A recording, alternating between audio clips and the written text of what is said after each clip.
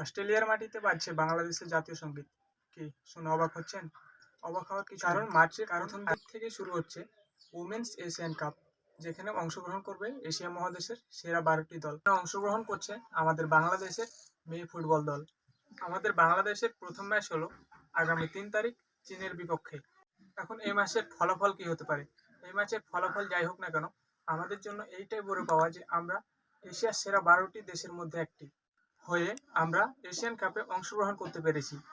এখন এই ম্যাচের ফলাফল যাই হোক না কেন, আমাদের সেটা নিয়ে মাথা না ঘামিয়ে আমাদের এইটা ভাবা উচিত যে আমাদের দেশের মেয়েরা আমাদের এত বড় এক মঞ্চে আমাদের বাংলাদেশকে রিপ্রেজেন্ট করবে, যেখানে বাজবে আমাদের বাংলাদেশের জাতীয় সঙ্গীত।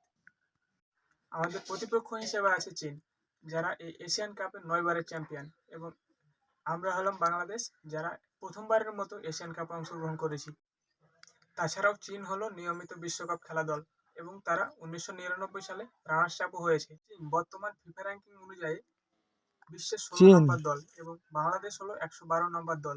যদিও ফুটবল কখনো র্যাঙ্কিং অনুযায়ী বিচার করা যায় না, তবুও বাংলাদেশের তুলনায় চীন অনেক এগিয়ে আছে। এই ম্যাচটিতে বাংলাদেশের জয়ের সম্ভাবনা অতি ক্ষীণ। তারপরেও আমরা আশা রাখবো বাংলাদেশ যেন জয় নিয়ে মাঠ ছাড়তে পারে, ভালো খেলে। ম্যাচের রেজাল্ট যাই হোক না কেন, আমাদের মন খারাপের কোনো কারণ নেই, কারণ এত বড় মঞ্চে আমরা প্রথমবারের মতো অংশগ্রহণ করতে পেরেছি।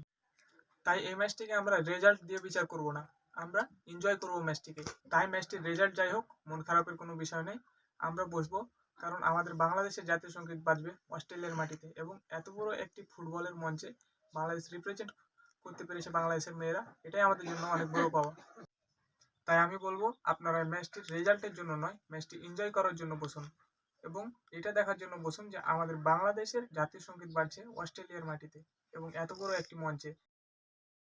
ফুটবল সম্পর্কে যাবতীয় তথ্য এবং আপডেট পেতে আমাদের ফুটবল অ্যানালাইসিস বাংলা ইউটিউব চ্যানেলটি সাবস্ক্রাইব করুন। ধন্যবাদ।